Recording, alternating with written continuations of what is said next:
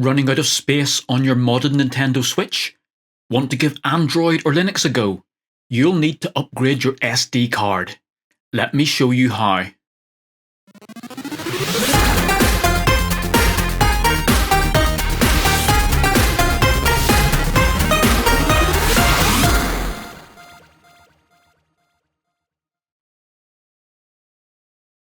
Hi and welcome to Bytes and Bits.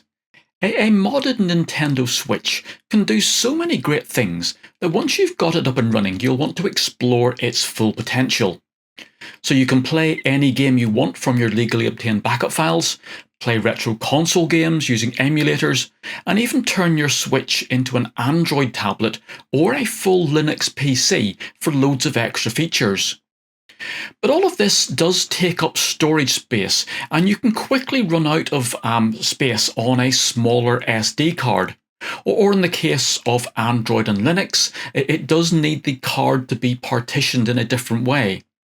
Now whether you're upgrading for more space or you want to try out a new operating system, the process is going to be the same.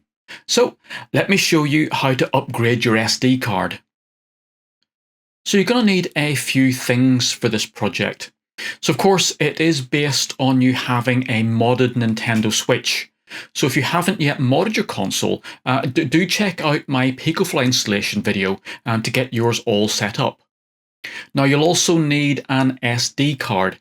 So you can either use a newer, bigger card, or if you just want to add some space to your existing card for Android or Linux, you can of course use that.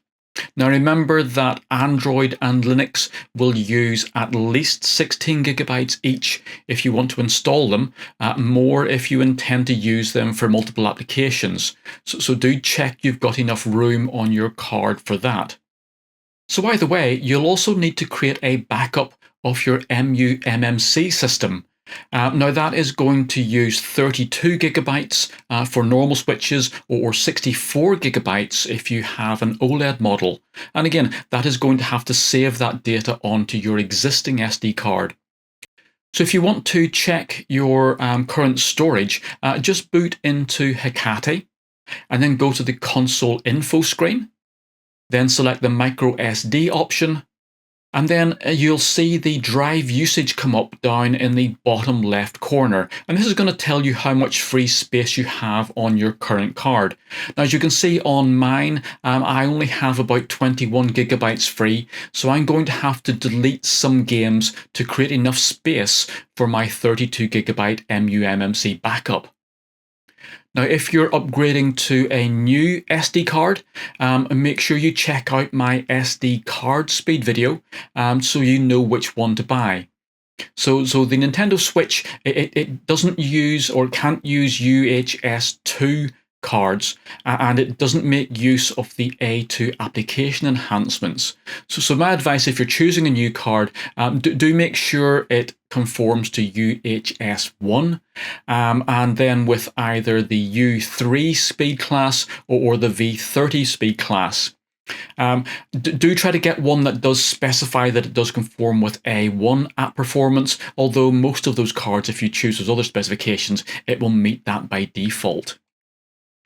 Now one thing to note before we start, if you've already installed Android or Linux onto your SD card, now this process will delete your setup and you're going to need to install those from scratch. So make sure that you back up anything you need from either of those operating systems so that you can then easily reinstall your applications and data. Now I'm not going to be covering this step for Android and Linux in this video, so do just make sure that you back things up correctly. But once you've got all of those things ready, we're good to go. So first we need to back up our existing setup. Now, even if you're using the same SD card, we need to go through this process as the upgrade process will actually wipe our SD card. So first of all, then boot into Hecate, either by just turning on your console if you're using the Picofly hard mod, or by injecting your payload through the RCMjig method. Now, if you're using partition-based MMC, which is what most of us are going to be using, we'll first need to back up that MMC data. Now, if you are using file-based MMC or you haven't installed MMC, then you can skip all of the backup and restore bits that I'm going through in this video. So to back up your MMC, go into the Tools menu and then back up eMMC. So make sure that you turn on the raw partition option at the bottom of the screen.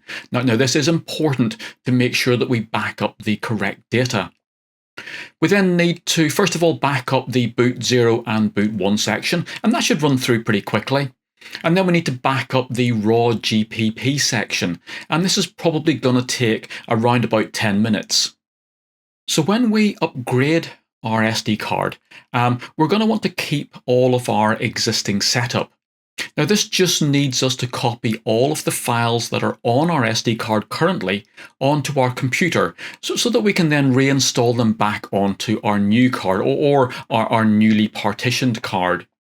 So you can use the USB tools inside Hecate to get access to the files, but I find that plugging the SD card directly into my PC and using a good card reader works a lot better. It was a lot faster. Now remember, depending on how many games you've installed onto your Switch, you can be copying over 100 gigabytes of data. So I'm going to power down my console and then take my SD card and then plug that into my computer. Now there are no tricks here for the backup. We just simply need to copy absolutely everything that's on the SD card over to your PC. Now obviously you'll need enough space on your hard drive. Now, if you are going to be using a brand new SD card, you can skip this copy stage and just move your files directly from your old SD card onto the new one. But of course, you're going to have to be able to connect both cards at the same time to be able to do that. But it does save you having to then, of course, find 100 gigabytes of free space on your hard drive. So either way then, just make sure that you have a backup of your entire SD card that's not going to get wiped as we prepare the new card for your Switch. Okay, so do make sure that you have that data saved. So now it's time to get the new card or our existing card repartitioned and formatted. So first we need to actually format the card in our computer so that it's ready for the Switch. So you can use here just an exFAT format or whatever you want really. All recent versions of Hecate are fine and will work with most formats. I know a lot of people talk about it having to be FAT32 for the Switch, but Hecate is actually going to repartition and reformat that card for us. So all of our final partitions will be set up actually into FAT32 by Hecate.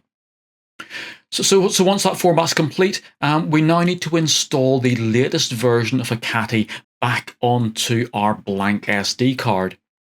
So go across to the Hecate download page, and again I'll put links to this down in the description, and just download the latest release, and we want the release that's got Hecate and the NYX front end.